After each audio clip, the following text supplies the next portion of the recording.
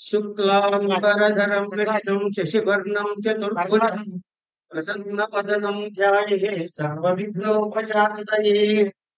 నమస్సభాయ. సహస్రచంద్ర దర్శన మహోత్సవం జరుపుకుంటున్న బాబాజీ పిల్లి బ్రహ్మశ్రీ విష్ణుభట్ల వెంకటేశ్వరరావు గారు, విజయలక్ష్మి దంపతులకు నమస్కారాలతో వారి కుటుంబ సభ్యులు చేస్తున్న ఈ పండుగలో వివరాలు గణపునికి తెలిసేలాగా 4 మాటలు చెప్పుకొని బాబాయి అడిగాను. ఆత్మగా నాకు తోచిన 4 మాటలు చెప్తాను. విషయం ఏంటంటే, ప్రతి మనిషికి కూడా ఈ జన్మ ఎందుకు వచ్చింది అని లెక్క వేసుకుంటే, ఆనందాన్ని అనుభవించడానికి జన్మ వస్తుంది.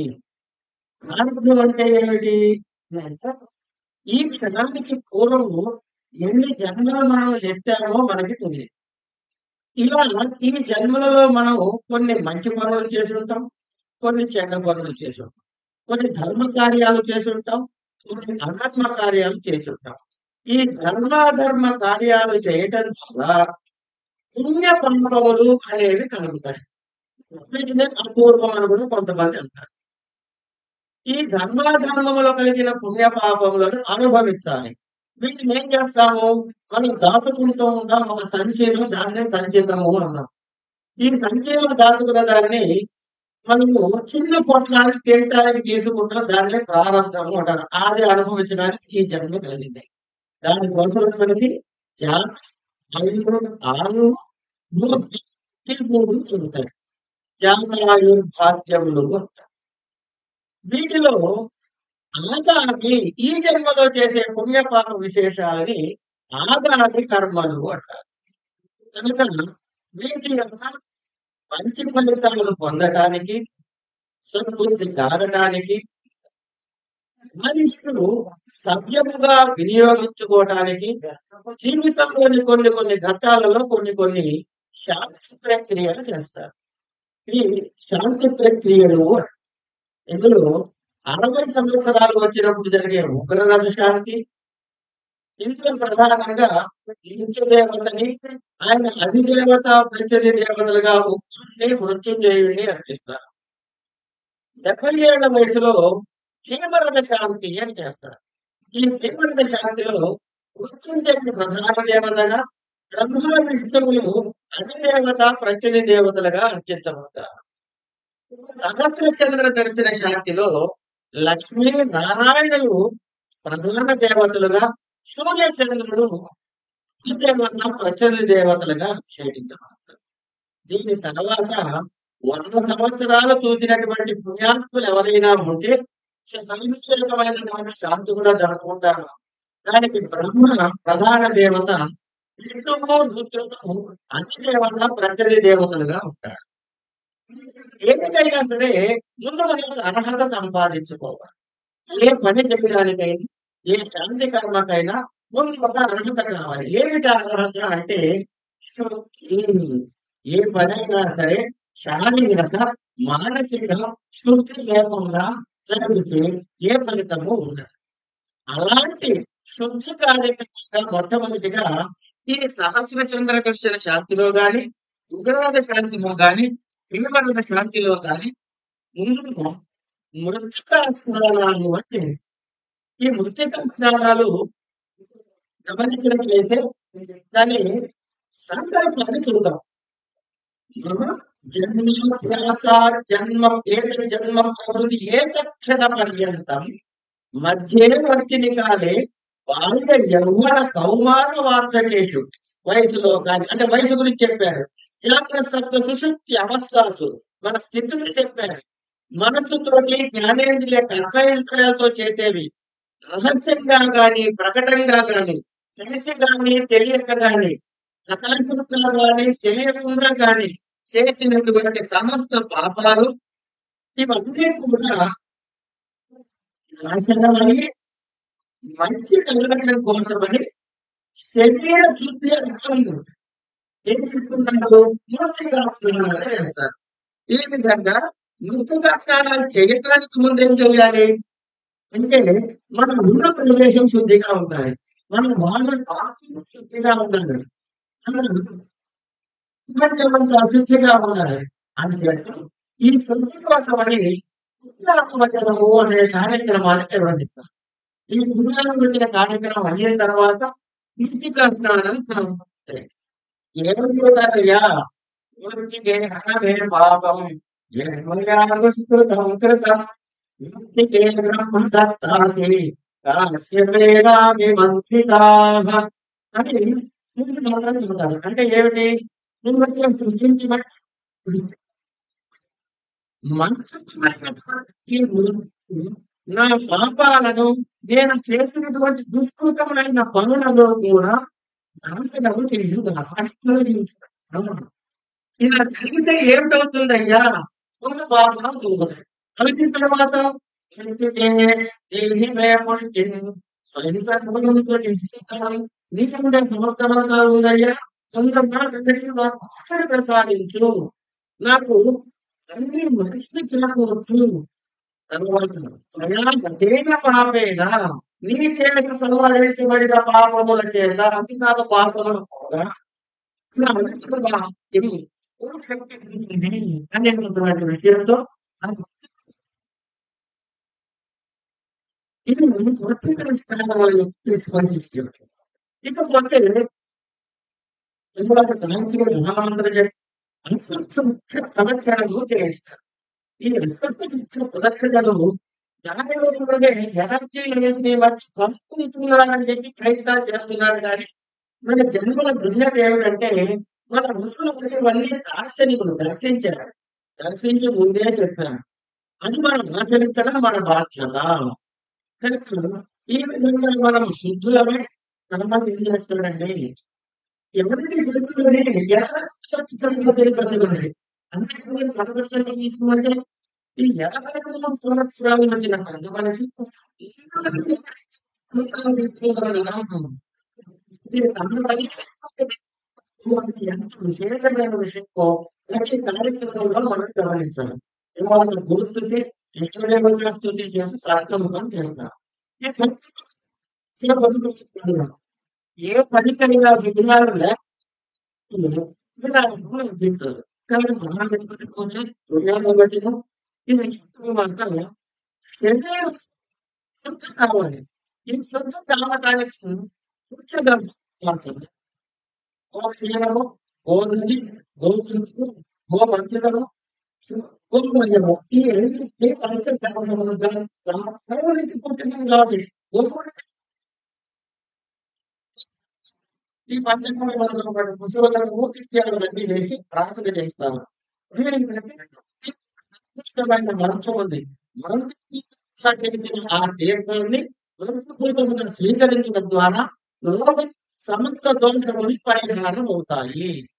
ఇది అయిన తర్వాత మీరు ఒకసారి గమనించినట్లయితే ఒక చిన్న చేయడానికి డాక్టర్ ఇవన్నీ హడావిడి చేస్తాడండి. స్నానం చేయాలి, కాళ్ళు కడుక్కోవాలి, చేతులు సోపు వేసి కడుక్కోవాలి, శానిటైజ్ చేసుకోవాలి, బట్టలు ఉతికి ఆదేశం కట్టుకోవాలి. అలాగే ఇది కూడా మన ఇంత శరీర శుద్ధి చేస్తే గానీ ఆ క్రతువు చేసే అర్హత మనకి రాదు. ఈ పద్ధతి ప్రాసన అయిన తర్వాత రక్షాబంధనం వచ్చిన వాళ్ళుగా బయట నుంచి కానీ ఇతర చేతమని కానీ ఇటువంటి ఏ చేసినా కూడా ఆ దోషము ఆ రక్తను అంటకుండా రక్షాబంధనం తర్వాత ఉండాలి. ఈ మనసు చిక్కులు చేయడానికి తాను అప్పుడు చేసుకోలేడు కదా, కొంతమందికి రావు కదా. ఎందుకని నువ్వు చేసింది వెంటమయ్యా అని బ్రహ్మగారిని తూర్తిని పిలిచి తూర్తిము అని వాళ్ళకి తాంబూలం ఇచ్చి చేయమంటే వాడు అని నేను చేస్తానని శక్తి ఆయన తోచినంతలో నేను చేసి పెడతానే అని వాళ్ళు ఇక్కడ ఆయన మంత్రం రాకరా నేను చేసుకోలేకరా అంటే ఇద్దరు నేను చేసుకోగలంటే చేసుకోగలడు ఆయన మంత్రం వచ్చు. కానీ ఎందుకంగా చెప్పడానికి చేసి పెడతానండి అని మీరు చెప్పిన తర్వాత అనుకున్నాను. నాంది దేవత ఆహ్వానం. మనం ఏ కార్యక్రమం చేసినా మన పితృదేవత మనము ఈ జన్మ ఉంది. మనకి తాత తండ్రి తాత ఈ తాత పిత వృద్ధ పితామహ వృద్ధ పితామహ అంటారు. ఇంక 7 తరాలైంది. మళ్ళీ కిందకి 7 తరాలు. ఈ 7 తరాలని దృష్టిలో మొదటి ముగ్గురిని వదిలేసి తర్వాత ముగ్గురున్నారే తెర పైన. వాళ్ళ ముగ్గురిని శుభకార్యాలు నంది దేవతలుగా ఆహ్వానం చేస్తాం. ఈ నామకరణం అయిన తర్వాత మహా సంతాపం. ఈ సంకల్పం యొక్క గొప్పతనం ఏంటంటే అండి, మనకి ఏ పూజా విశేషం తెలియకపోయినా సరే, ఏ వివరం తెలియకపోయినా సరే, ఈ ఒక్క మహాసంకల్పాన్ని అర్థం తెలుసుకుంటే మనలో ఉన్న అహంకారం నశించిపోతుంది. ఎందుకు నశిస్తుంది చెప్పుకున్నాం. అయిన తర్వాత ఈ మహాసంకల్పాన్ని కాసేపు ఉండి చెప్పుకుందాం. ముందు క్రతువు యొక్క వివరాలు చెప్పుకుందాం. ఈ మహాసంకల్పం అయిన తర్వాత మంత్రపాఠం. మంత్రపాఠంలో సర్వతోభద్ర మండలం. సర్వతః భద్రం ఏదైతే ఇస్తుందో ఆ సర్వతోభద్ర మండలంలో సమస్త దేవతని ఆహ్వానం చేసి మంత్రపాఠాలు చేస్తారు. మంత్రపాఠాలలో ఇందాక మనం చెప్పుకున్న ఉత్తర శాంతి, హేమంత శాంతి, సర్వచైతన్య శాంతికి శాంతుల యొక్క శాంతులలో ప్రధాన దేవత, అధిదేవత, ప్రత్యధి దేవత అని ఏ పేర్లు అయితే చెప్పుకున్నామో ఇందుకు లక్ష్మీనారాయణ సూర్యచంద్రుడు ఈ దేవతని బంగారు ప్రతిమను తయారు చేయించి కొన్ని కలశాలలో వాళ్ళని ప్రధానంగా ఆహ్వానిస్తారు. అందులో బొట్టి వేడి పెడతారు, నీళ్లు పెడతారు, ఆహ్వానం మనం చెప్పుకోవాలి. ఇప్పుడు యజ్ఞం చేస్తారు, ప్రమోషన్ చేస్తారు, ఇవన్నీ ఆవాహన చేస్తాం. ఆవాహన చేస్తాము అంటే మనము ఆయుష్ని కోరుకుంటున్నాం. ఎవరైనా మనం చిరంజీవులు, మనం చిరంజీవులుగా ఆహ్వానిస్తాం. అయిన తర్వాత మనం సంవత్సరం ఏ సంవత్సరంలో పుట్టాం ఆ సంవత్సరం ఏమని, ఏ సంవత్సరంలో పుట్టిన తర్వాత ఋతువు, తర్వాత మాసం, మాసం తర్వాత పక్షం, తర్వాత నక్షత్రం, తిథి, వారం, ఇట్లా నక్షత్రం యోగం కారణం మనకు అందరి దేవాలయ ఆ చేసుకునేటటువంటి ఆ దంపతుల యొక్క ఈ తిస్వార నక్షత్ర యోగ కరణాలతో సమానం ఆవాహన ఆయా దేవతలను ఆవాహిస్తారు. వైదిక సాంప్రదాయంలో ప్రతిదీ కూడా మంత్రిపోతులుగా, దేవతా రూపముగా, శక్తి రూపముగా అన్ని రూపాల్లోనూ వాటి యొక్క వ్యవస్థ కనబడుతుంది. ఏమంటే ఆ రాక్షసుడు ఫలానా వాడు చేతు తింటుంటే ఈ దేవత బ్రహ్మగారిని మొరబెట్టుకుంది, ఈ రూపంలో మొరబెట్టుకుంది, గంగని పూజ చేసినప్పుడు ఏ ఆకృతిలో ఉంటుంది? గంగకి రూపం ఉంది, గంగకి మంత్రం ఉంది, గంగకి నదీ రూపము కూడా ఉన్నది. ఇలా ఆ శక్తిని రూపంగా భావిస్తాం. అలా నది గాని, ఆ వారము గాని, ఆ దేవత గాని ఇచ్చే శక్తిని మనం రూపంగా భావిస్తాము. ఇది అయిన తర్వాత అందరినీ నిర్వహణ చేసి నవగ్రహాలు మంత్రపాఠాలను అయిన తర్వాత కుంకుమాది శాంతికాలం ప్రత్యేకమైన మంత్ర జపం అంతా అవుతుంది. ఆ మంత్ర జపాల వివరాలు ప్రస్తుతానికి అప్రస్తుతం. కానీ ప్రధానంగా మృత్యుంజయ జపం మాత్రం చేస్తారు.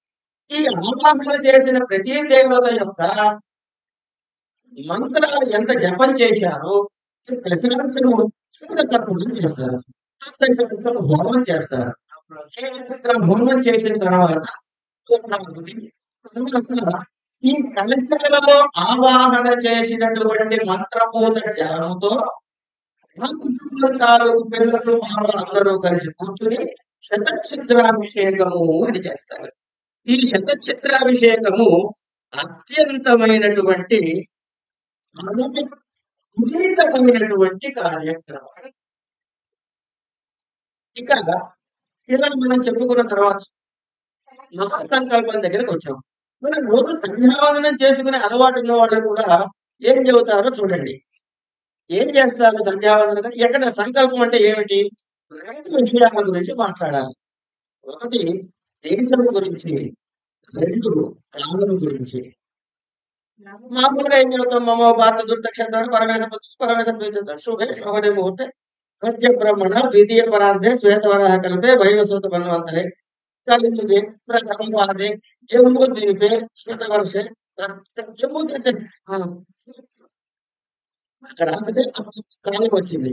జంబూ ద్వీపే శతవర్షం శత కంటే నేను దక్షిణ భాగే శ్రీశైలేశ వాయువ్యేశ కృష్ణవేణి గోదావరి ఓ మధ్య దేశ ఒరే నాయన నువ్వు ఎక్కడున్నా ఈ ఇల్లు నాది ఈ గొప్ప ఇదంతా నాది ఈ ప్యాలెస్ నాది ఎక్కడుంది నాది జమ్మూ తిరుగుతుంది జమ్మూ తిరుగుతుందండి భరతం మీకు తిరగండి ఇది సృష్టిలో ఉంది ఇది చెప్పుకుంటాం కాసేపట్లో అది కూడా అంటే మన యొక్క న్యూనతాభావాన్ని ఈ దేశ కాల పరిస్థితిలో తెలుస్తుంది.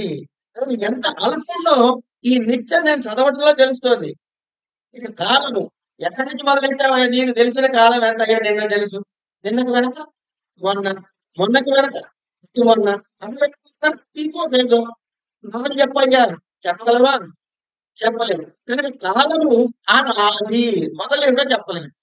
ఏడాది క్షణం అయిపోయిందండి తర్వాత ఉత్తర క్షణం తర్వాత గంట రోజు ఏడాది నెల సంవత్సరం ఇంకోటి తర్వాత ఏమోనండి ఎంత అవుతుందో తెలియదు అనంతం అంటే అనాది అనంతమైనటువంటి కాలంలో వర్తమానం ఎంతయ్యా ఇది లెక్క పెట్టదలుచుకుంటే ఎవడైనా వర్తమానం ఇంత అనుకున్నప్పుడు భవిష్యత్తు ఉంటుంది కానీ వర్తమానం అనేది లేనే లేదు అసలు అనంతమైన కాలం ఏర్పడింది. నేనెంత నా జీవితం ఎంత నా బతుకు ఎంత ఇప్పుడు నా అహంకారం ఎంత ఈ విషయం. ఇప్పుడు మహాసంకల్పాన్ని చూద్దాం. శ్రీమద్భగవతో మహావిశ్వస్య అనంత వీర్యస్య శ్రీమద్ ఆదినారాయణస్య అత్యంత ఈ జాగ్రత్తగా గమనించండి. మనం ఇప్పుడు ఎక్కడున్నామండి కావండి మా ఫంక్షన్ ఎంత అండి అష్టలక్ష్మి గుడి వాళ్ళ తాలూకు వాసవిక ఆధ్యాత్మిక కేంద్రంలో జరుగుతోంది. మా ధర్మమైన కార్యక్రమం 15 సెప్టెంబర్ 24 చేస్తున్నాము. మీకు అందరూ వచ్చేయండి. ఈ టైం చెప్పాము ప్లేస్ చెప్పాము. ఈ ప్లేస్ గొప్పతనాన్ని చూద్దాం.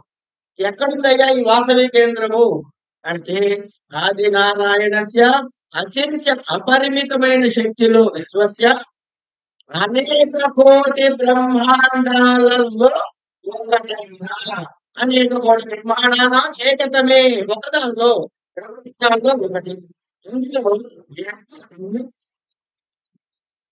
యాప తేజస్సు ఈ విధంగా ఉన్నటువంటి ఆలోచనకి బ్రహ్మ ఒక ఖండములు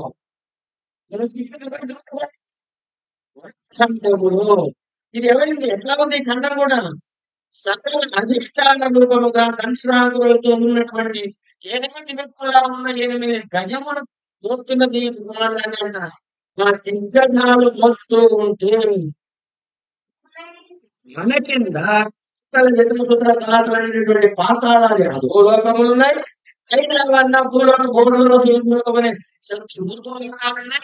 ఈ ఉన్నటువంటి దానిలో ఉన్నాడు. ఈ లోకాల కన్నా మన చదవలేగా ఇతని తర్వాత దీని మీద చుట్టూ ఉన్నటువంటి సంవత్సర పనుల మీద మోసుకున్నటువంటి ఈ భూమండలం మీద 8 దిక్కులతో పోల్చబడుతున్నటువంటి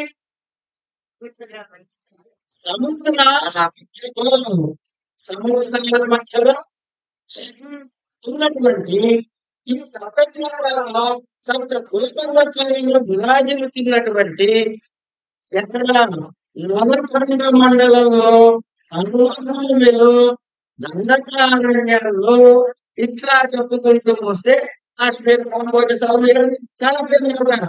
ఇట్లా 50 అంటే 56 పుణ్య విశేష దేవాల మధ్యలో మహానది పక్కన ప్రధాన ప్రదేశంలో ఇక్కడ వరకు చేస్తున్నటువంటి ఇక కాల పరిమాణం చూద్దాం.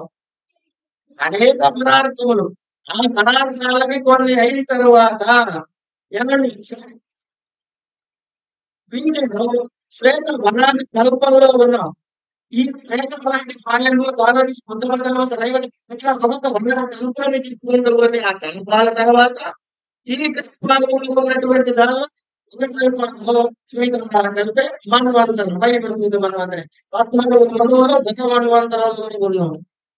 ఎక్కడ మన అస్తిత్వమో తెలిసిపోతే బ్రహ్మాండ కాల పరిమితిలో మనం బతికే 170 సంవత్సరాలు సంవత్సరాలుగా బతుకుతుంది. ఎంత అందులో ఇప్పుడు ఉన్న వయసు ఈ బాల్య యౌవన కౌమార వార్ధక్యాల్లో ఉండే అహంకార జన్యములు అన్నవాళ్ళతో గొడవలు కొట్లాటలు అవసరమా? ఇది చెప్పుకుని నా అస్తిత్వాన్ని చెప్పుకున్నాం. ఇదంతా ఏంటయ్యా అంటే కర్మలు చేసేటప్పుడు కర్మ అంటే వైదిక కర్మలు. ఇంకేమంతా చెప్పుకోగల దానికి ఈ వైదిక ఎంత చిన్న చెప్పుకున్నాము అదే వేదించినటువంటి ఉత్తర గ్రంథంలో ఉన్నటువంటి శక్తులు ఆ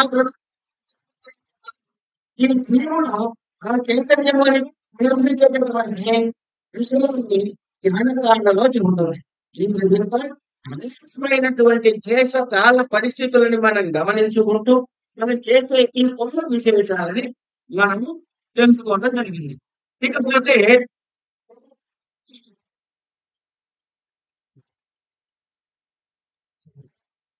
ఇవన్నీ చేశాం. ఇవన్నీ చేయడానికి మనకు అర్హత ఎక్కడొచ్చిందండి?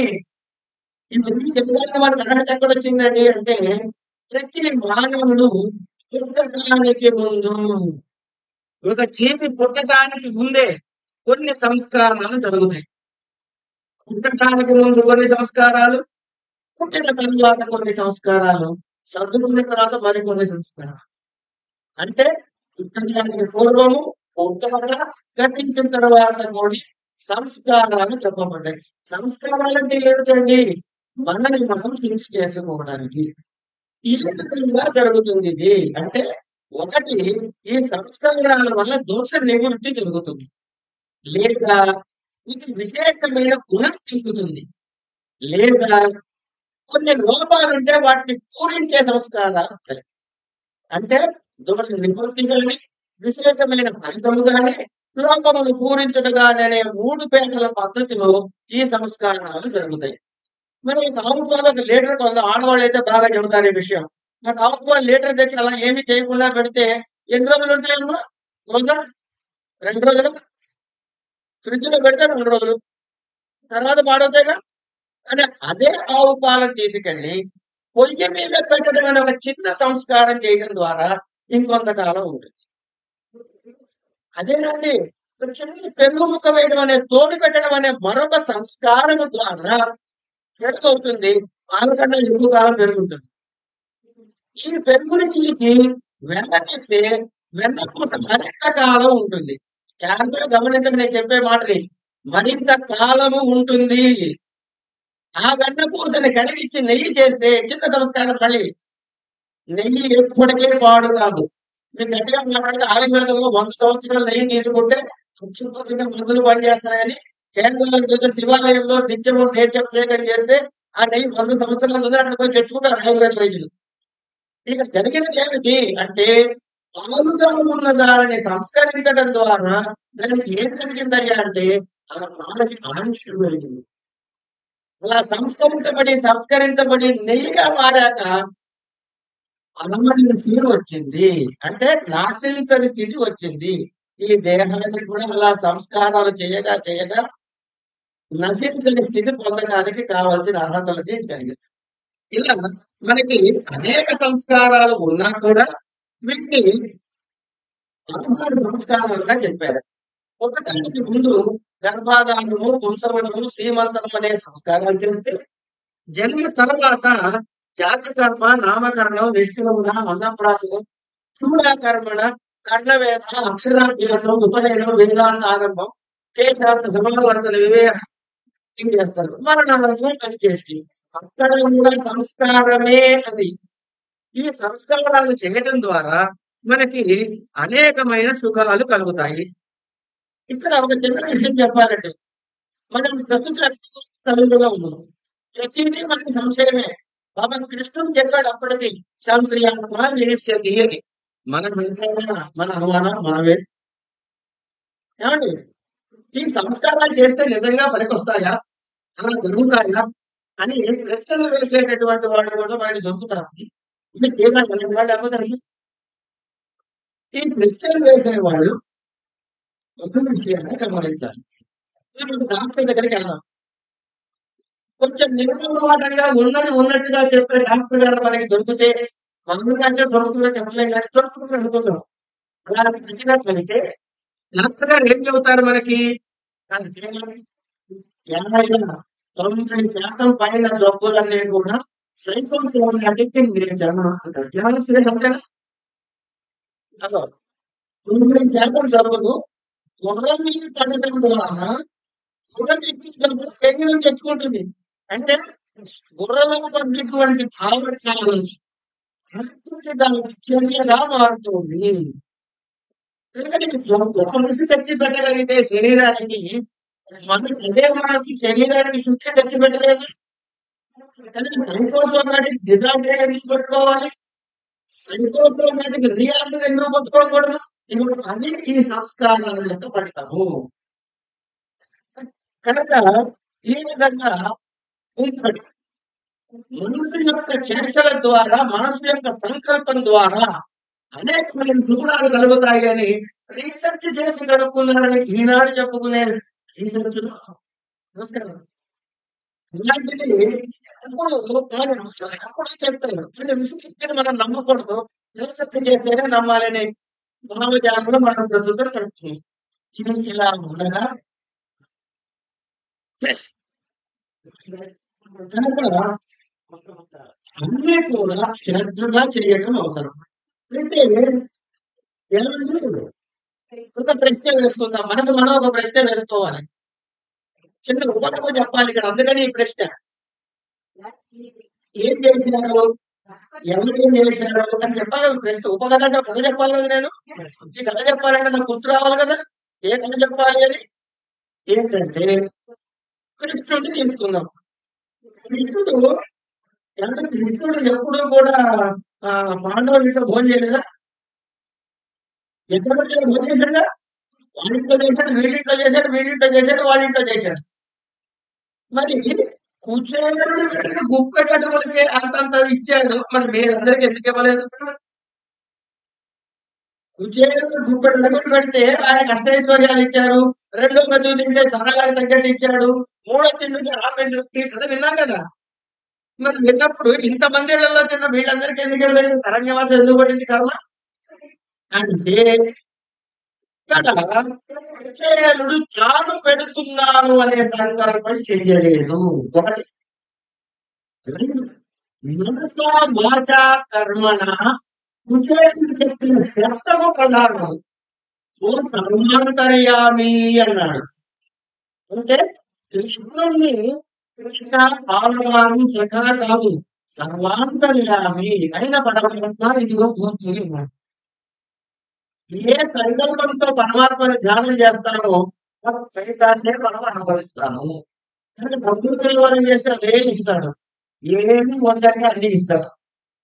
కనుక పరమాత్మను ఏ రూపంలో ధ్యానం చేయాలి, పరమాత్మని ఏ విధంగా రక్షిస్తాడు అంటే చిత్తశుద్ధితో మనస వాచ కర్మణ చూస్తున్నవన్నీ చేస్తూ ఉండి పరమాత్మ యొక్క సమర్పణతో మన జీవితం గడపగలిగితే ఇంతకు మించిన ఆనందం మరొకటి లేదు. ఇక్కడ ఇంకొక విషయం ఉంది. మనకి సామాన్య ఆత్మవర్తస్యే తెలుసుకుందాం. అంటే ఏమిటి? అవతల వారిని నీలాగా తీసుకో అన్నారు. ఏ ఒక్క వ్యక్తికైనా తన వేదికాలకి దోషం కలిగిన వాడు కనబడండి. ఏ ఏ వ్యక్తికైనా తన వ్యక్తి తన ప్రేమించుకున్నాడు ఇతరులను గౌరవించాడా అని ఇంత సమాధానం. కనుక ఇతరులతో నువ్వు ఆ విధంగా ఉంచగలిగితే, స్వార్థ చింతన లేకపోతే వాళ్ళు ఉద్రవించబడుతుంది. అన్నిటికన్నా ముఖ్యమైన విషయం ఈ క్రతువులో, ఈ కార్యక్రమంలో ఈ పనులు చేయవలసిన వాళ్ళు ఎవరైనా అంటే వాళ్ళని ఆ వయస్సు గడుపులు వచ్చిన తెలియాలి చెందాలి. అది ఖర్చు పెట్టుకోవాలంటే నాన్న పెట్టుకోవాలా, నేను పెట్టుకోవాలా? పిల్లలే పెట్టుకోవాలి. పిల్లలే ఈ ఖర్చు పెట్టుకోవాలి. ఎందుకు పెట్టుకోవాలి అంటే నీ దగ్గర డబ్బు ఉందని కాదు, తల్లిదండ్రుల రుణము తీర్చుకునేందుకు పెట్టుకోవాలి. తల్లిదండ్రుల ప్రాణాలేక నేను సంపాదించింది నా అస్తిత్వానికి కారణం ఈ 2 రూపాలు. ఈ సుఖశాంతములు కలగకపోతే నా ఆకారమే లేదు. మరి అన్ని నాకు ఏమిచ్చాడు? ఏమి ఇవ్వగలుగుతాడు? శరీరం ఇచ్చాడు నా మనం వదిలించుకోమని చెప్పి. మరి శరీరం ఇచ్చి వదిలించుకునే ప్రయత్నం చేస్తున్నామా? ఏమో ధ్యానం తీసుకోవాల్సిన వ్యక్తికి. కనుక ఈ ప్రకారంగా చేసినటువంటి ఈ వేడుకలో ఏం జరుగుతుందంటే ఆనందంగా ఇలా ఎదిగిన వీరికి 83 ఏళ్ళు వచ్చారంటే పిల్లలకి దగ్గర దగ్గర 50, 60 మధ్యలో ఉంటారు. కనుక అంత వయసు వచ్చిన పిల్లలు ఆనందకరమైన కార్యక్రమాలు చేస్తూ అందరికీ ఆయుష్ బాగుండాలి, అమ్మ ఆయుష్ బాగుండాలని కోరుకుంటూ చేసే ఈ కార్యక్రమం మనసులో కలిగే ఆనందాన్ని ఏ టేబుల్తో కొనలేము. ఈ టేబుల్ కొనడానికి మనకి అందరూ మనకి ఆయుష్ను పెంచుతుంది. ఈ కార్యక్రమం చేస్తున్నప్పుడు కూడా నాకు ఆయుష్ పెరుగుతుంది అనే స్వచ్ఛమైన విశ్వాసంతో ఉన్నారు కాబట్టి అది తప్పకుండా పెరిగి తీరుతుంది. దానికి మీరు ఎంతో మనకి ఆదాయం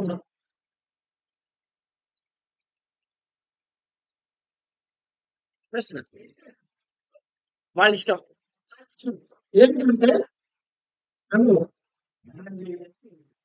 మనసులో ఆ విషయం పరిస్థితి పోదు కానీ ఇక్కడ చెప్పటువంటి ప్రతి వాడికి తెలుసు. ఇక్కడ చెప్పటువంటి ప్రతి వాడికి నా భాష యొక్క అర్థం తెలుసు.